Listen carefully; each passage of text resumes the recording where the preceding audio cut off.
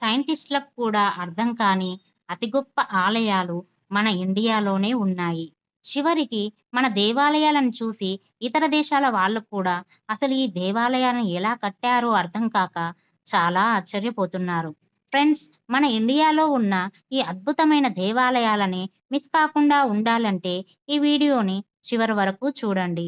అలానే ఈ వీడియోని లైక్ చేయండి, షేర్ చేయండి. ఇంకా మన ఛానల్‌ని సబ్స్క్రైబ్ చేసుకోకపోతే ఇప్పుడే వెంటనే సబ్స్క్రైబ్ చేసుకోండి. బృహదేశ్వర టెంపుల్. ఒక్కసారి ఊహించండి, 1000 ఏళ్ల క్రితం మోడర్న్ మిషన్లు లేవు, క్రేన్లు లేవు. మరి అలాంటిది 80 టన్నుల బరువు ఉన్న ఒక గ్రనైట్ రాయిని 200 అడుగుల ఎత్తులో ఎలా పెట్టగలిగారు? దీనికి సమాధానం ఇప్పటి వరకు ఎవ్వరూ చెప్పలేకపోయారు.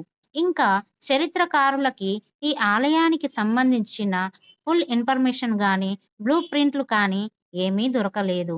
అయినా సరే అంతటి భారీ రాయిని చాలా పర్ఫెక్ట్‌గా పైకి ఎక్కించగలిగారు.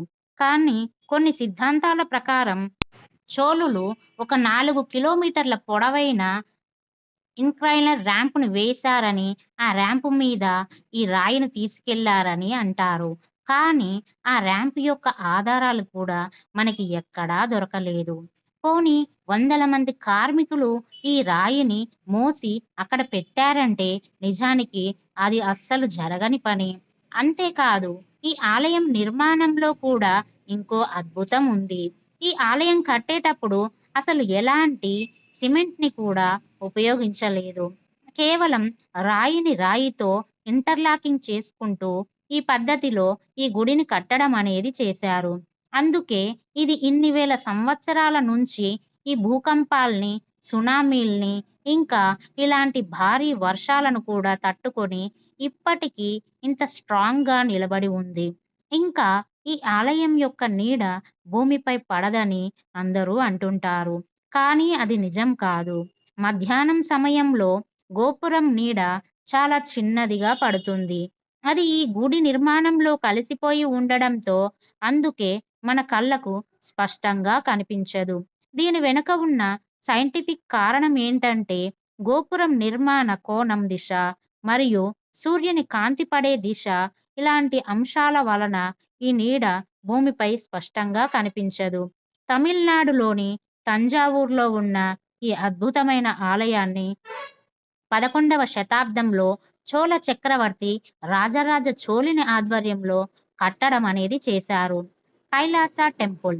ఈ ఆలయం ఎంతటి అద్భుతమైన నిర్మాణం అంటే ఇక్కడ మీరు చూసే ఈ దేవాలయం మొత్తం కేవలం ఒక రాయితోనే ఇంతటి అద్భుతంగా నిర్మించడం అనేది చేశారు. ఇది ఒక కొండ. ఇక్కడ ఉన్న లక్షల టన్నుల రాయిని బయటకు తీయగా ఇంతటి అద్భుతమైన దేవాలయం బయటపడింది. అంటే ఒక పెద్ద రాయిని చెక్కుతూ ఇంతటి అద్భుతమైన దేవాలయాన్ని మన భారతీయ శిల్పకారులు తీసుకొచ్చారు.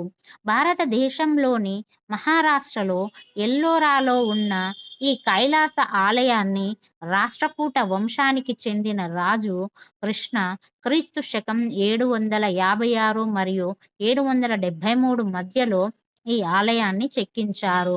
అలానే ఈ రాజుకి ఎంతో ఇష్టమైన శివుడికి ఈ ఆలయాన్ని అంకితం చేశారు. ఈ ఆలయం పూర్తి కావడానికి దాదాపు 18 సంవత్సరాలు పట్టిందని చరిత్రకారులు చెబుతున్నారు. Konark sun temple. ఈ ఆలయాన్ని కేవలం భక్తి స్థలంగా కాకుండా ఒక మహాయంత్రంలా ఊహించండి. అది కూడా ఒక విశాలమైన రథం ఆకారంలో ఈ రథాన్ని నిర్మించింది సూర్యదేవుని కోసం. ఇది ఒడిస్సాలో ఉన్న కోనార్క్ సూర్య దేవాలయం. ఈ ఆలయం 24 భారీ చక్రాలతో ఉన్న రాతి రథం రూపంలో ఉంటుంది. కానీ ఇక్కడ కనిపించేవి సాధారణ చక్రాలు కాదు. ఇవి సూర్య గడియారాలుగా పనిచేస్తాయి. అప్పటి కాలంలోనే ఇంత తెలివిగా ఈ ఆలయాన్ని ఎవరు కట్టించారంటే నరసింహదేవుడు అనే రాజు. ఇతను గంగా వంశానికి చెందిన ఒక శక్తివంతమైన రాజు.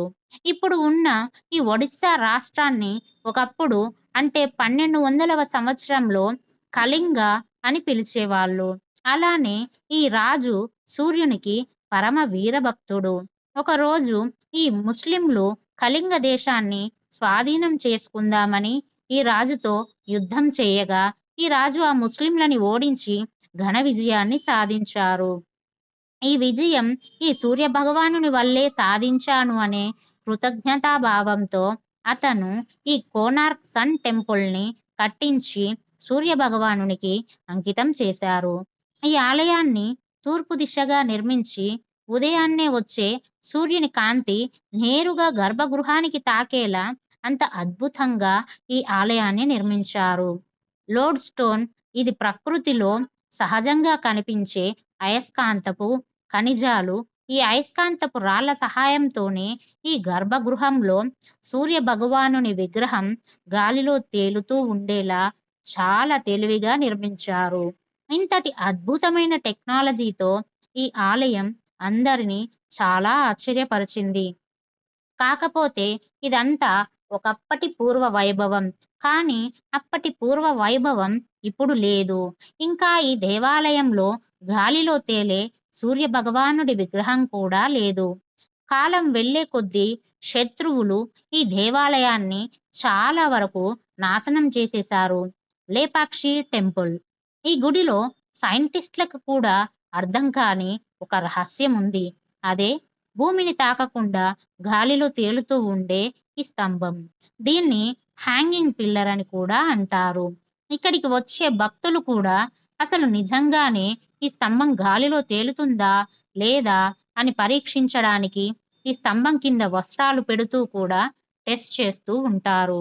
మొత్తానికి ఆ స్తంభం నిజంగానే గాలిలో తేలుతుంది అని తెలిసేసరికి ఈ భక్తులు కూడా చాలా ఆశ్చర్యపోతున్నారు. అంతేకాదు ఇంజనీర్లు, పురావస్తు శాస్త్రవేత్తలు కూడా ఈ స్తంభాన్ని పరిశీలించి స్పష్టమైన సమాధానం చెప్పలేకపోయారు.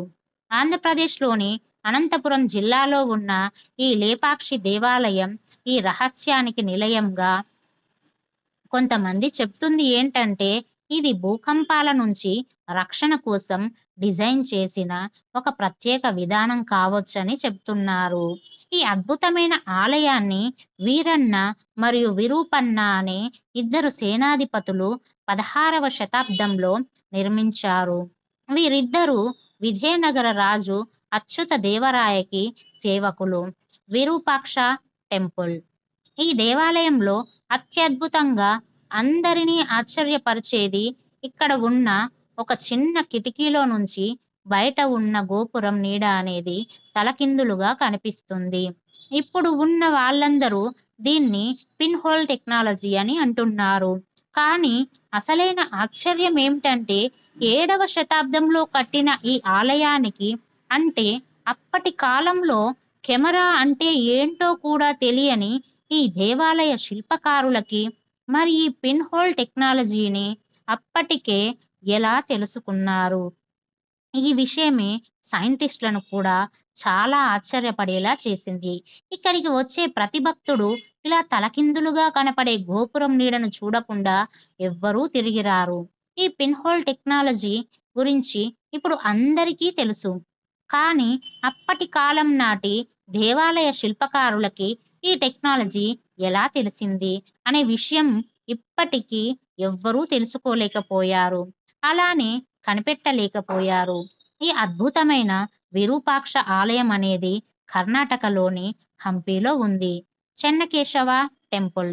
మన ఇండియాలో ఉన్న ఈ ఆలయానికి ఎంతటి గొప్ప పేరు ఉందంటే, ఇక్కడికి వచ్చే భక్తులు ఈ ఆలయం లోపల ఉన్న శిల్పాలను చూస్తే నిజంగా 2 కళ్ళు సరిపోవు. ఎందుకంటే ఆ ఆలయంలో ఉన్న ఒక్కో శిల్పం ఒక్కో విధంగా ఉండేలా అంత అద్భుతంగా చెక్కడం అనేది చేశారు. అంటే మనం లైట్ వేస్తే ఆ వెలుతురు ఆ శిల్పాల లోపల ఉన్న ఖాళీలోకి కూడా వెళ్తుందంటే వీళ్ళు ఆ శిల్పాల్ని చాలా అంటే చాలా సూక్ష్మంగా, శుద్ధమైన నైపుణ్యంతో అంత అద్భుతంగా తయారు చేశారు. ఇక్కడ ఉండే ఒక్కో పిల్లర్ ఒక్కో అద్భుతమని చెప్పాలి. అయితే ఇక్కడే అసలు రహస్యానికి, ఎన్నో ప్రశ్నలకి దారి తీసింది. ఇంత అద్భుతమైన శిల్పాలని చూసిన ఆర్కిటెక్చర్స్‌కి, సైంటిస్ట్‌లకి, అలానే శిల్పాలు చెక్కే వాళ్ళకి ఎప్పుడో 1116 ఏడీలో కట్టిన ఈ దేవాలయానికి ఆ కాలంలో ఇంతటి టెక్నాలజీ ఎక్కడ ఉంది అని ప్రతి ఒక్కళ్ళు ఆశ్చర్యపోయారు. ఇది మన పూర్వీకుల చేతిలో ఉన్న విజ్ఞానం. ఎంత గొప్పదో ఈ గోడల మధ్య ఉన్న ప్రతి రేఖ మనకి అర్థమయ్యేలా చెప్తుంది. ఇక్కడ మనం ఏ శిల్పాన్ని చూసినా కూడా ప్రాణం పెట్టి పనిచేశారు అన్నట్లే కనిపిస్తుంది.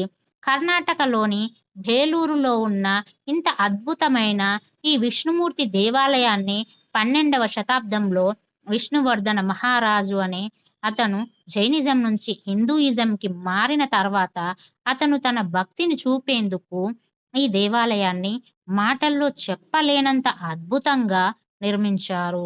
మీనాక్షి టెంపుల్ తమిళనాడులో ఉన్న మీనాక్షి దేవాలయం కేవలం భక్తి స్థలమే కాదు, 33,000 శిల్పాలతో చెక్కిన ఒక అందమైన అద్భుతమైన రూపం.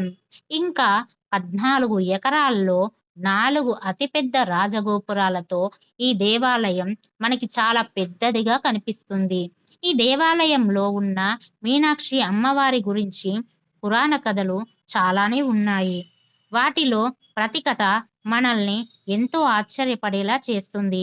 అలానే ఈ దేవాలయంలో ఉన్న 3 స్థానాల అమ్మవారి విగ్రహం కూడా మనకి చాలా వింతగా కనిపిస్తుంది. ఇంకా ఈ ఆలయంలో నీటి ప్రవాహాన్ని కూడా, అంటే వర్షాలు వచ్చినా కూడా ఆ నీరు నిల్వ ఉండకుండా గొప్ప నీటి శాస్త్ర విజ్ఞానంతో సమతుల్యతగా నియంత్రించారు. కానీ అప్పటి కాలంలోని హైడ్రాలజీ టెక్నాలజీని వాళ్ళు ఎలా తెలుసుకున్నారో ఎవ్వరికీ తెలియని ఒక పెద్ద క్వెషన్ మార్క్.